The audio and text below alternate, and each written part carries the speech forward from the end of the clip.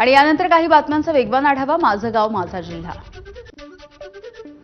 जम्मू काश्मीरमधल्या किश्तवाडमध्ये दहशतवाद्यांसोबत लढत असताना संदीप गायकर हे शहीद. अकोले तालुक्यामधल्या ब्राह्मणवाडा या मूळ गावी आज लष्करी इतमामात अंत्यसंस्कार. अकोल्याचे नवे पोलीस अधीक्षक अर्चित चांडक यांनी पदभार स्वीकारला. त्यांनी बच्चन सिंह यांच्याकडून सूत्र हाती घेतली. 2018च्या बॅचचे आयपीएस असलेले चांडक याआधी नागपूरच्या वाहतूक विभागामध्ये उपायुक्त होते. अकोल्यामध्ये शिंदेंच्या शिवसेनेमधला अंतर्गत वाद चव्हाट्यावर आलाय. पक्षाचे माजी आमदार गोपीकिशन बाजोरियांना पक्षामध्येच विरोध. आढावा बैठकीमध्ये कार्यकर्त्यांना दिले बाजोरिया हटाव शिवसेना बचावचे नारे. शासकीय विश्रामगृह प्रकरणाच्या संदर्भात मुख्यमंत्र्यांनी एसआयटी नेमण्याचे आदेश दिले तरी सुद्धा विश्वास नाही. माजी आमदार अनिल गोटे यांची माहिती. मुख्यमंत्री देवेंद्र फडणवीस यांच्या कार्यप्रणालीवरती गोटेंचे प्रश्नचिन्ह. आरोप करणारे देखील तेच आहेत आणि शिक्षा मागणारे देखील तेच. अनिल गोटेंच्या प्रतिक्रियेवरती अर्जुन खोतकर यांची प्रतिक्रिया. झालेल्या प्रकरणाचा आणि माझा काहीही संबंध नाही, खोतकरांची माहिती. भंडारा जिल्हा दुग्ध संघाच्या निवडणुकीचं बिगुल वाजलं. पहिल्याच दिवशी 53 नामनिर्देशन फॉर्मची उचल झालेली आहे. चंद्रपूर जिल्हा मध्यवर्ती बँकेची मतदार यादी प्रसिद्ध. अनेक मोठ्या राजकीय दिग्गजांसह 900 जणांचा या यादीमध्ये समावेश आहे. सोलापूरमधल्या टेंभुर्णी इथे किरकोळ कौटुंबिक कारणावरून विवाहित महिलेला बेदम मारहाण करत विष पाजण्याचा प्रयत्न. लाकडी काठी आणि लाथाबुक्क्याने केलेल्या मारहाणीमध्ये महिला गंभीररीत्या जखमी झाली. सासरच्या जाचाला कंटाळून परभणीमध्ये 21 वर्षांच्या विवाहितेने गळफास घेऊन आत्महत्या केली. एमपीएससी करणारा पती, सासू आणि सासऱ्यांवरती 6 जणांवरती गुन्हा दाखल करण्यात आलाय. भंडाऱ्याच्या लाखांदूरमध्ये वाळूची अवैधपणे वाहतूक. ट्रॅक्टरमधून वाळूच्या वाहतुकीचे व्हिडिओ व्हायरल. यामुळे सरकारनं जाहीर केलेल्या वाळूच्या धोरणावरती प्रश्नचिन्ह. सोलापूरमधल्या कुसूर गावामध्ये 9 वर्षांच्या मुलीचा मृतदेह खड्ड्यामध्ये पुरलेल्या अवस्थेमध्ये आढळला. मृत्यूचं कारण अद्यापही अस्पष्ट. पोलिसांनी अकस्मात मृत्यूची नोंद केली. शवविच्छेदनाच्या नंतर हत्या की नैसर्गिक मृत्यू हे स्पष्ट होईल. राजगुरुनगर जवळच्या चांडोलीमध्ये अल्पवयीन तरुणीवरती अत्याचार. 4 महिन्यामध्ये अल्पवयीन मुलीवरती अत्याचाराची चौथी घटना. पीडित मुलीने आत्महत्या केल्याचा पोलिसांना संशय.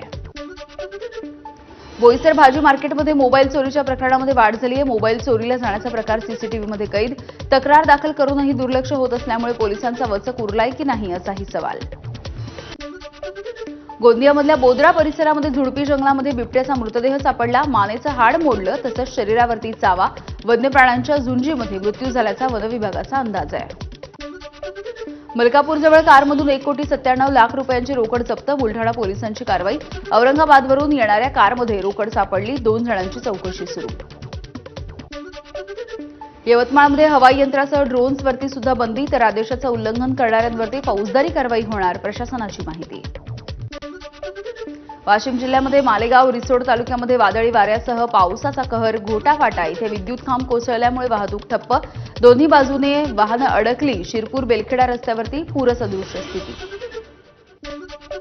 कोल्हापूरमध्ये गेल्या 4 दिवसांपासून मुसळधार पाऊस सुरू आहे. पावसामुळे पंचगंगा नदीच्या पाण्याच्या पातळीमध्ये वाढ.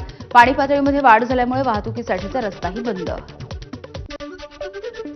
गेल्या 4 दिवसांपासून साताऱ्यामध्ये मुसळधार पावसाची हजेरी. कृष्णा आणि वेण्णा नद्यांना पूर परिस्थिती. साताऱ्यामधल्या संगम माहुली इथे छत्रपती थोरले शाहू महाराज यांची समाधी सुद्धा पाण्याखाली. पालघरमध्ये मान्सूनपूर्व पावसाची धुवाधार बॅटिंग. मुसळधार पावसामुळे मुंबई अहमदाबाद राष्ट्रीय महामार्गावरती पाण्याचं साम्राज्य. दक्षिण सोलापूरमध्ये मान्सूनपूर्व पावसाचा शेतकऱ्यांना फटका. दक्षिण सोलापूरमधल्या मनगोळीमध्ये खरबूज पिकाचं मोठं नुकसान झालंय.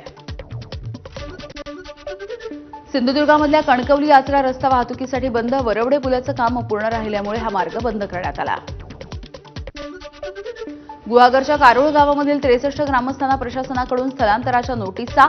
मुसळधार पावसाच्या पार्श्वभूमीवरती प्रशासनाकडून कागदी घोडे. 3 वर्षांपासून पर्यायी जागेची मागणी करणाऱ्या ग्रामस्थांच्या मागणीकडे मात्र दुर्लक्ष.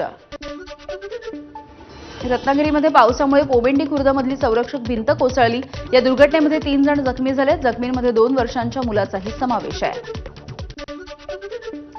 मालवणमधल्या धामापूर मोगरणे इथे राहत्या घरावरती दरड कोसळली. दरड कोसळल्यामुळे पडवीमध्ये बांधलेली गाय गंभीररीत्या जखमी झाली आहे.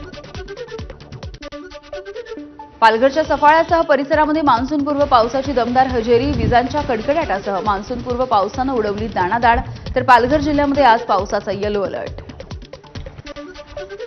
सिंधुदुर्गातल्या करूळ घाटामधली दरड हटवली, मात्र वाहतूक धीम्या गतीनं सुरू. मुसळधार पावसामुळे घाटामध्ये दरड कोसळल्यामुळे वाहतुकीचा खोळंबा झाला.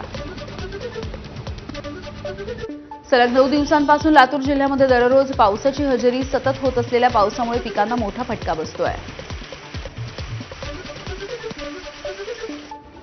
नांदेडच्या नायगाव तालुक्यामध्ये जोरदार मान्सूनपूर्व पाऊस. टाकळी फाटा ते शेळगाव गौरी रस्ता हा खड्ड्यांमुळे तळ्यासारखा, अपघाताचा धोका निर्माण, जनजीवन विस्कळीत. वाशिम जिल्ह्यामध्ये सलग 12व्या दिवशी मान्सूनपूर्व पावसाच्या सरी. सलगच्या पावसामुळे शेतीच्या पिकाला मोठा फटका. पंढरपूरमध्ये मुसळधार पावसाची हजेरी. ठिकठिकाणी पाणी साचल्यामुळे रस्त्यांना नद्यांचं स्वरूप.